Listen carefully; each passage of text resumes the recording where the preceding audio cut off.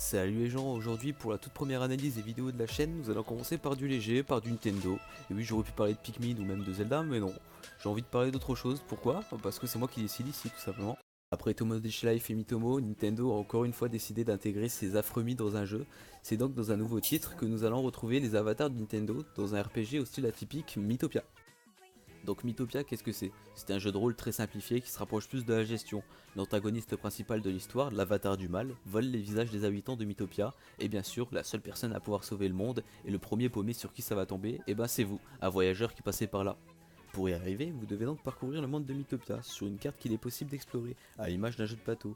Une fois un lieu sélectionné, vos personnages avanceront automatiquement et sur leur chemin croiseront des créatures et ainsi que des coffres avec diverses récompenses qui vous permettront d'évoluer dans le jeu.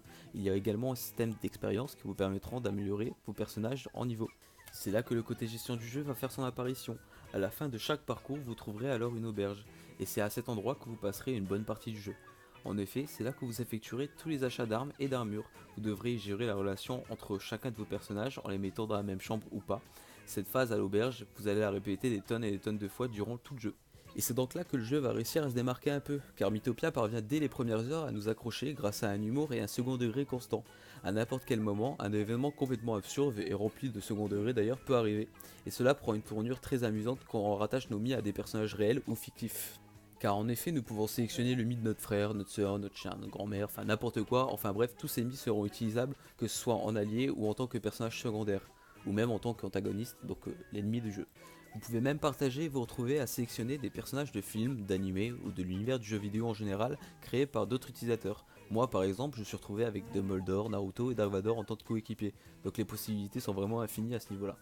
En dehors de ces éléments qui se rapprochent plus de la gestion, Mythopia propose également un système RPG sans trop grande originalité, mais les combats restent assez simplés sans avoir à réfléchir à une stratégie, et vous ne pouvez donc contrôler que votre personnage principal et non vos coéquipiers. Sur le peu de stratégie que nous allons retrouver, vous devrez néanmoins garder la meilleure relation possible entre vos 4 personnages, et essayer de combiner au mieux avec les classes qui vous seront proposées. Mon Dumbledore par exemple a fini par avoir le rôle de princesse.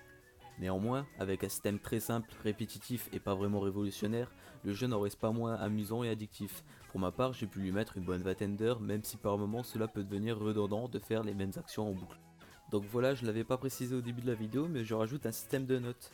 Je vais donc procéder à des notations notées jusqu'à 100% dans toutes les analyses que je ferai, afin de laisser une assez bonne marge et une assez grande précision. En conclusion, je pense que le jeu mérite au moins un bon petit 71%. Il m'a néanmoins amusé, même s'il a ses petits défauts en effet. Il n'en reste pas moins divertissant. Petite précision, je vous rappelle quand même que c'est mon avis personnel, que c'est quand même à vous de faire votre propre avis, donc n'hésitez pas à mettre en commentaire ce que vous pensez potentiellement du jeu si vous l'avez déjà fait.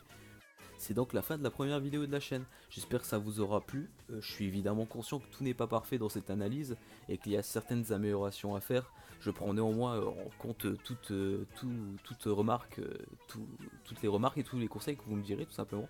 Je vous dis donc à plus tard pour une prochaine vidéo et n'hésitez pas à vous abonner et à suivre mes prochaines réalisations si jamais ça vous plaît. Allez, ciao!